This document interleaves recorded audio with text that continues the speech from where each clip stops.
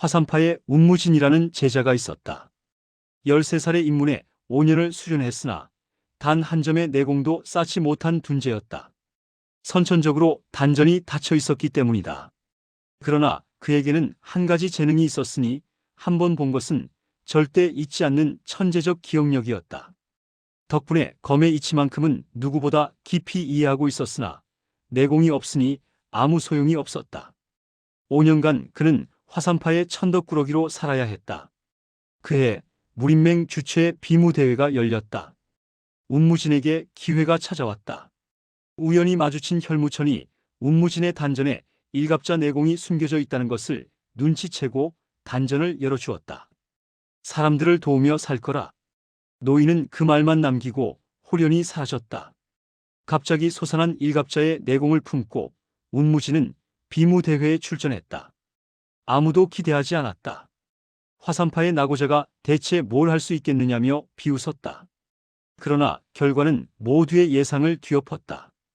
운무진은 첫 대결에서 승리했고 그 다음 대결에서도 승리했다.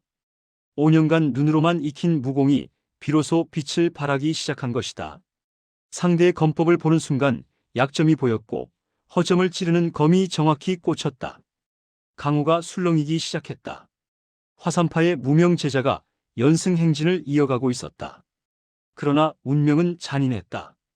준결승에서 남궁세가 소가주 창천 실력 남궁현과 맞붙게 되었다.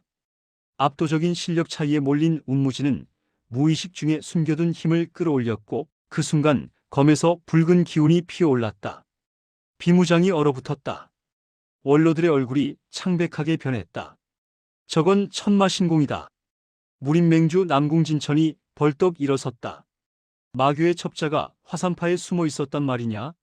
알고 보니 운무진을 도와준 노인이 천마신교 초대 교주였고 단전을 열어주는 과정에 천마신공의 내공이 흘러들어간 것이었다.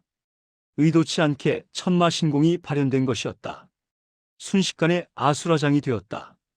운무진은 영문도 모른 채 붙잡혔고 무림맹주는 당장 목을 치라 명했다. 화산파는 필사적으로 제자를 지키려 했으나 역부족이었다. 결국 5년 복문을 조건으로 목숨만 건질 수 있었다. 단 화산파에서 파문당해야 했다. 화산으로 돌아가는 길은 멀고도 무거웠다. 사부 청호자는 끝내 아무 말도 하지 못했다. 그저 제자의 손을 붙잡은 채 눈시울만 붉혔다. 장문인 청현자가 말했다. 이제 화산파와 너는 아무 관계가 없으니 부디 보신하고 다치지 말거라. 운무진이 고개를 숙이자 눈물이 흘러내렸다. 5년을 함께한 곳이었다. 둔재라 멸시받으면서도 그래도 자신의 집이었는데 이제 돌아갈 곳이 없었다. 갈 곳 없이 강호를 떠돌았다. 혈무천의 말이 자꾸 떠올랐다. 사람들을 도우며 살라고 했다. 한때 수많은 사람을 죽였을 마교 교주가 왜 그런 말을 남겼을까? 의문이 들었으나 답을 얻을 길은 없었다. 그래도 그 말을 따르기로 했다. 산적에게 습격당하는 마을을 구하고 억울하게 누명 쓴 백성을 도왔다. 처음엔 붉은 검기를 본 사람들이 두려워하며 뒷걸음질 쳤다. 핏빛 검이라며 피했다. 그래도 멈추지 않았다.